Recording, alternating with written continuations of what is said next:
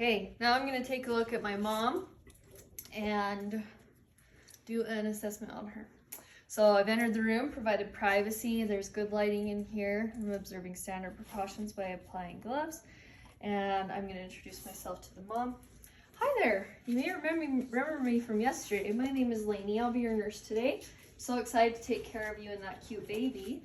I'm just in here to do an assessment and see how you are healing and feeling today, okay?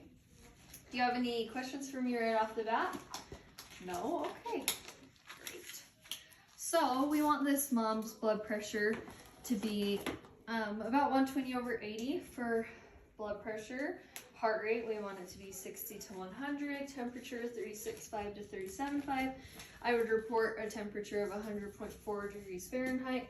I would report any abnormal heart rate or respiration rate, which would be 12 to 20. I want to make sure that I assess this mom specific to why she's here, which is she had a vaginal delivery yesterday. And I just want to take care of her and do a quick focused assessment on the areas that need assessing. Okay, so like I said, we're going to do an assessment. Is that okay right now? All right, and you don't have any questions? Okay, well, if you think of any as we go, please let me know, all right? Okay, and how has baby been doing? Oh, that's great.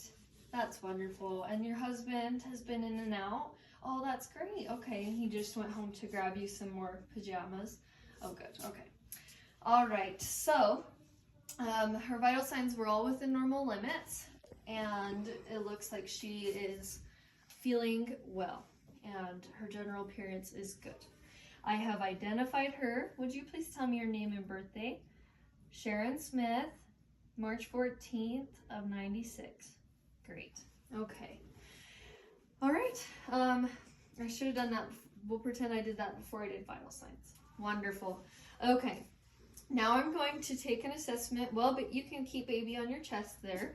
And I'm going to do an assessment of your breasts, your vaginal area, and your uterus. Okay. And then I'll also take a look at your legs. All right.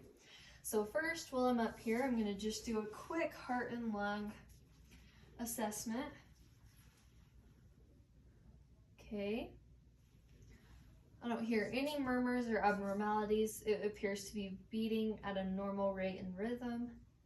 I hear S1 and S2 sounds. Lung sounds are clear and bilateral. Great. All right, while I'm up here, just take a look. Oh, your breasts look good. You don't feel engorged or anything. I understand that you've breastfed before. Okay, yeah, so just let us know if you're experiencing any discomfort. Your nipples are a little sore. Oh, okay. But you feel like baby's eating well. That's good. Okay. And how has breastfeeding been going? Okay, good. So the latch score here that I'm doing, it appears to be right close to a 10. It's about a 9, just because she's experiencing just a little bit of discomfort.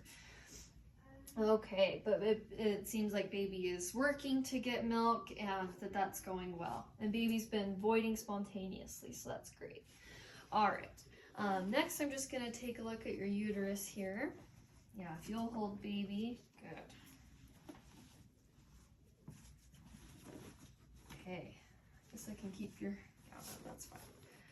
All right, so I'm going to support the bottom of the uterus at the symphysis pubis here. Oh, great. The uterus is at the midline, and it's right at the umbilicus, maybe even a little bit below. That's great. It looks like it's clamping down well, and it is firm.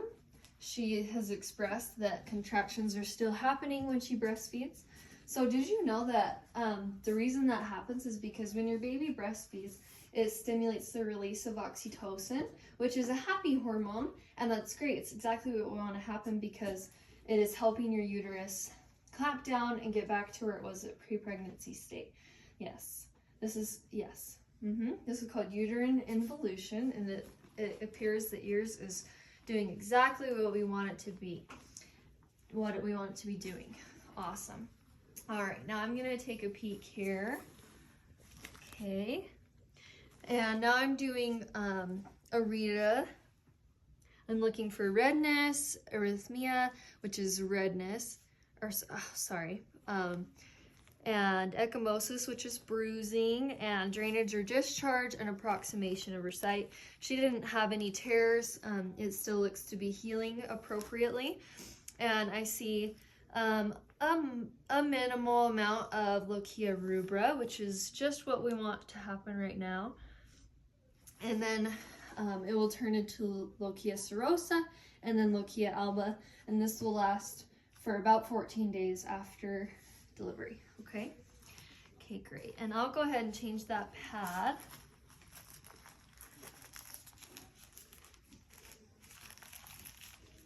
Okay, so these are really great. I'm sure that you've seen these before since you've delivered babies, but just another run through.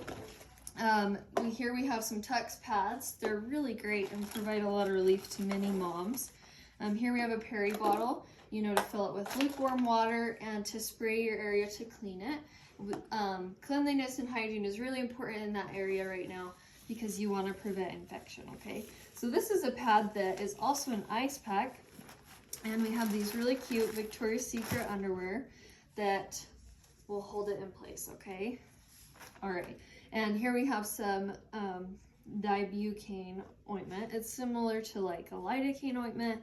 It provides relief and kind of a numbing feeling to that area because it's sore and you have a little bit of swelling. It looks great. Your Rita score is probably about a 5 or 6, which is awesome. The lower the score, the better. Looks like yours is healing right on time. This is Dermaplast spray. You can buy it at the store. You can either spray it directly on yourself or on the pad.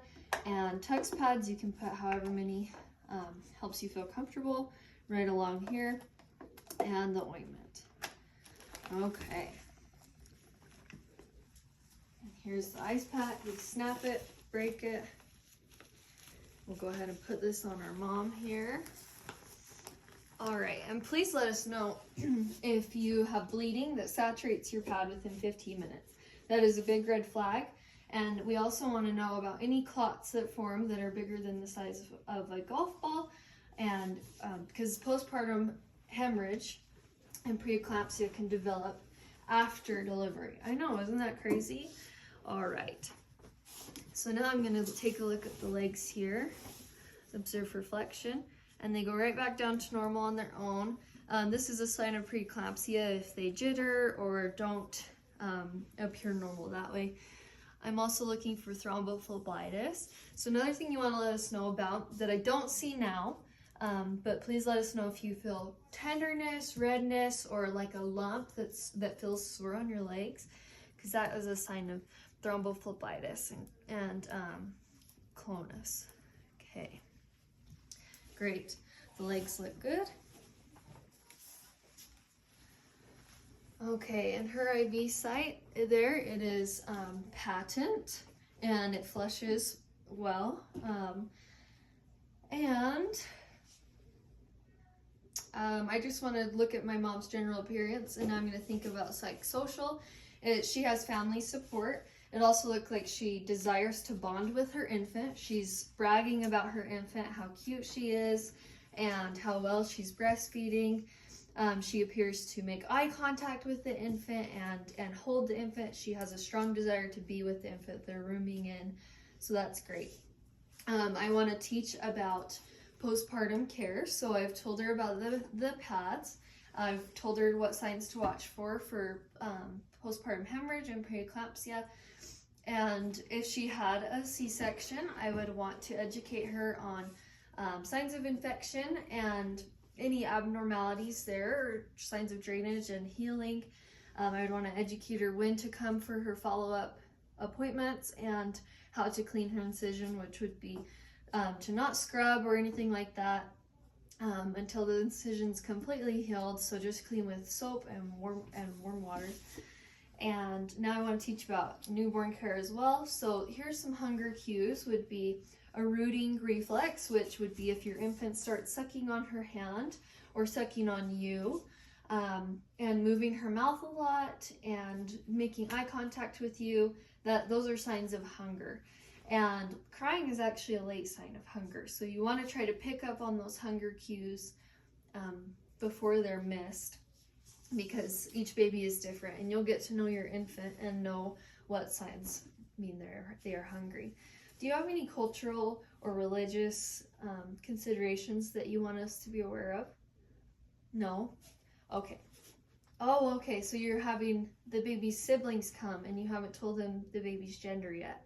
Oh, okay, yeah, we will definitely help you keep that a surprise. We won't say anything, and I'll go ahead and erase girl from the board before they come. Okay, great. Your husband will be back shortly with her siblings. That's wonderful. Okay, so please let us know if you have any questions. We'll be back to do baby's 24-hour assessment. Okay, great. Thank you.